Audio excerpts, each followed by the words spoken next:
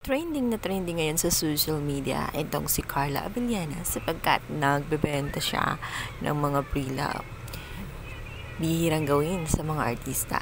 Ngunit, ang kakaiba doon ay binibenta niya ito kahit use na yung mga items at madudumi pang tingnan. Kaya naman marami sa mga netizen ang hindi naiwasang nakapagbigay ng mga negative comment sa kanya. Kasi sa napakaluma na itong tingnan ay halatang gamit na gamit ito at ang dami pang dumi na nakakapit sa mga paka nito at marami ng mga gasgas.